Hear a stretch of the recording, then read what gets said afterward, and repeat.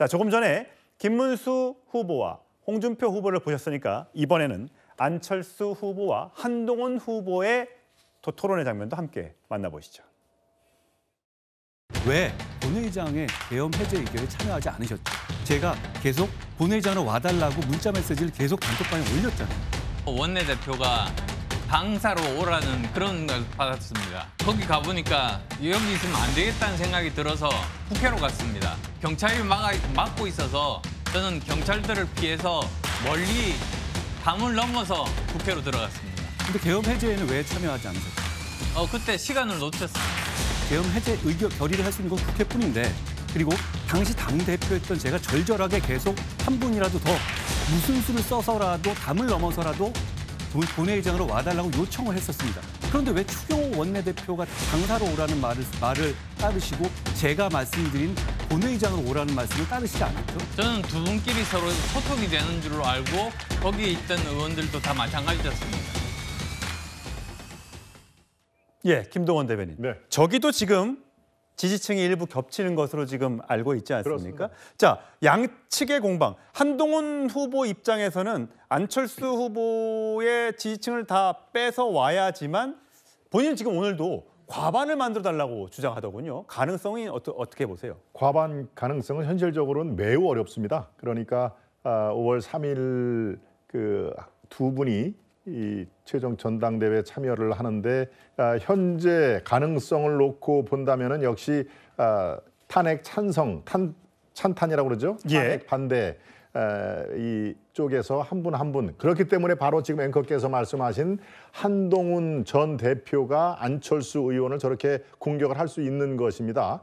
두 분의 공통점이 탄핵에 대해서 찬성 쪽에 섰던 분이기 때문에 이 한동훈 대표 입장에서는 안철수 의원이 갖고 있는 표를 상당 부분 가지고 와야 무사하게 최종 결선 파이널 2에 올라갈 수가 있고 이 5월 3일 날 최종 승부에서도 유리할 수가 있다라는 현실적인 전략을 택할 수밖에 없는 상황입니다. 그러니까 안철수와 한동훈의 파이, 이 탄핵 찬성의 파이가 점점 커지고 있다는 것만은 분명한데 이것을 안철수 후보를 제물로 삼아 그 파이를 극대화를 한다. 그리고 온전하게 그것을 자기 본인이 갖고 가야 5월 3일 날 승자가 될 수 있다. 이런 아주 명쾌한 그런 그 전략을 갖고 임하는 것으로 볼 수가 있습니다.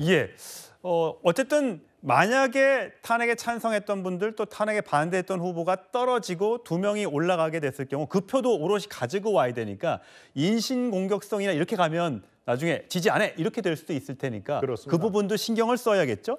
오늘 안철수 후보는 본인의 고향인 부산에 가서 표심의 호소를 했고 한동훈 후보는 수도권 지역을 돌면서 표심의 호소를 했습니다. 아무래도 당원이 가장 많은 곳이 영남과 수도권이다 보니까 두 사람의 가는 곳도 그렇게 차이가 있었던 것 같습니다.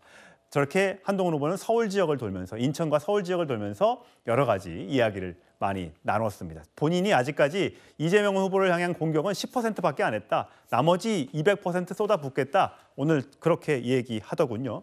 안철수 후보 입장에서는 한동훈을 넘어가야겠지요. 그래서 공격하는 것이 정치 경험 없지 않느냐. 검사 출신 또 대통령 후보로 뽑겠느냐. 이 부분을 문제 삼고 있던데 그 장면도 함께 보고 오시죠. 윤석열 대통령께서 정치 경험이 부족한 검사 출신으로 3년 만에 결국은 실패하시는 이런 불행한 사태가 왔습니다. 근데 다시 또 정치 경험이 부족한 검사 출신을 뽑을 가능성이 있다고 생각하시는지요? 안 의원님 정치를 굉장히 10여 년 길게 하시지 않았습니까? 그동안에 당적을 굉장히 많이 바꾸셨죠. 그러면서 박원순 지지하셨고 문재인 지지하셨고 제가 질문한 것에 대한 답을 해주시고 도대체 그러면 안 의원님은 10여 년 동안 어떤 정치를 해오셨습니까? 말씀 들어보니까 결국은 검사하신 것 그리고 또 윤 대통령이 시켜준 그 일들밖에는 없다고 저는 그렇게 받아들이겠습니다. 그냥 마음대로 받아들이시네요, 항상. 네. 김진욱 전 대변인 저 장면 어떻게 보셨어요? 그래서 지금 국민의힘에서 저렇게 찬탄파 두 분이 같이 경쟁적으로 말씀하시는데 과연 이게 큰 의미가 있을까라는 생각이 들어요. 여전히 지금 찬탄이냐 반탄이냐가 문제가 아니라 이 계엄의 강을 건너가면서 만나는 또 또 한 사람이 또 있다는 거 아닙니까? 그것이 한덕수 권한대행인데 과연 한덕수 권한대행하고 싸울 사람, 이 사람을 좀 선출하는 과정, 이것이 국민의힘의 전당대회라는 것, 이것이 매우 이 과정을 지켜보고 있는 국민들은 좀 황당하다, 이런 생각을 하셨을 것 같아요.